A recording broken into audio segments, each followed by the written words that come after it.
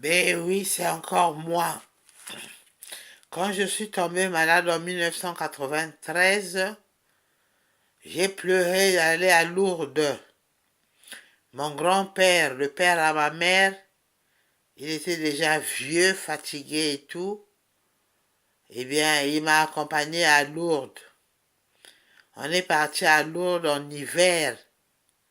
Je savais pas qu'à Lourdes il faisait froid comme ça. J'avais le manteau, mais je tremblais comme une feuille. Et mon grand-père, il a pris son manteau, il l'a mis sur mes épaules. Il est resté en pull. On a fait le chemin de la croix. Après, il a fait lui tout seul, là où on se met à genoux sur les pierres.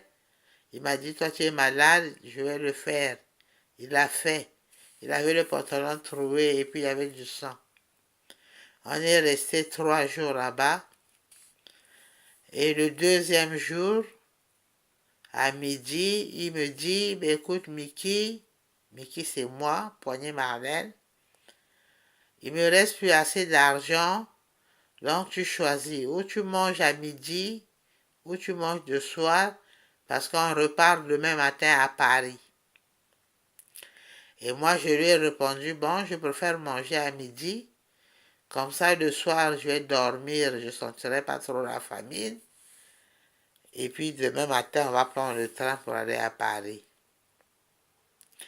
Et on est parti, en partant sur le restaurant, on a croisé un blanc, un grand monsieur, un blanc, qui est venu tomber dans les mains, dans les bras de mon grand-père, en criant « Mon ami, mon ami, mon ami, mon ami, mais vous allez où comme ça ?»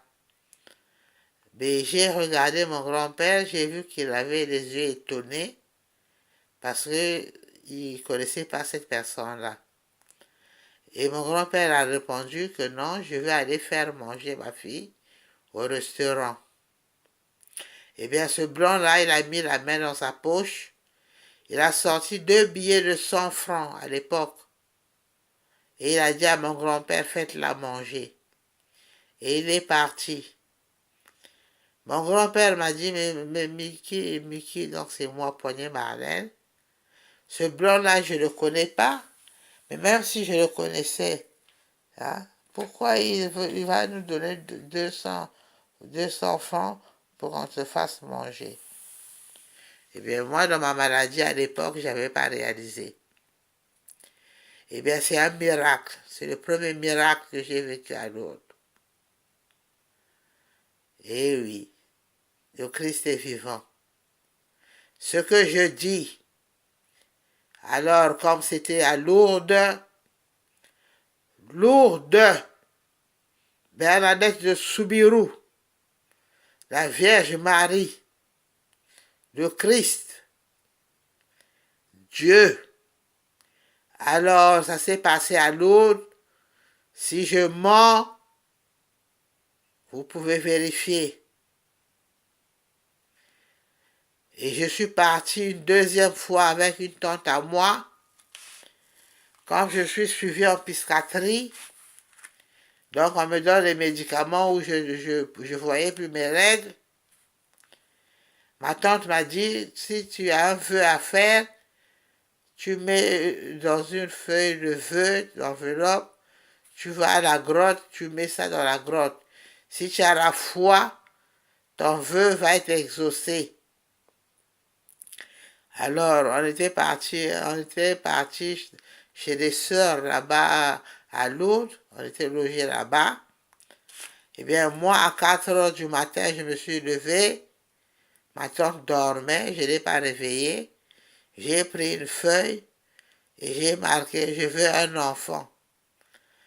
Je cite pas le nom du monsieur et je suis parti mettre cette feuille dans la grotte. Quand on est revenu sur Paris, j'étais suivi à Sainte-Anne. Eh bien, j'ai fait une dépression. Quand ils ont fait la prise de sang, ils se sont rendus compte que j'étais enceinte. Ils ont dit c'est pas possible qu'elle soit enceinte parce que par rapport au traitement, vu les années, elle n'a plus ses règles. Ils ont mis ça sur le corps du Tegritol. Donc, on m'a fait un curettage. Et je suis tombée enceinte une deuxième fois. C'est là où je me suis souvenu que quand j'étais partie à Lourdes, dans l'enveloppe que j'avais mis sous la grotte, dans la grotte, j'avais demandé un enfant. Alors, ils ont voulu me cureter à Sainte-Anne. J'ai été suivi par le professeur Cabrol et le docteur Granger. Ils m'ont donné des médicaments, des trucs et tout. Cette grossesse n'est pas sortie. Et moi, je ne voulais plus avorter. Malgré dans ma folie, eh bien, cet enfant est né. Cet enfant, aujourd'hui, a 15 ans. C'est une fille. Son père l'a nommée Victoire. Gloire à Dieu. Tout ce que je dis, je défie toutes les religions du monde. Décoder les messages. Ce que je dis, c'est la vérité. Au nom du Christ. Alors, aidez-moi au secours.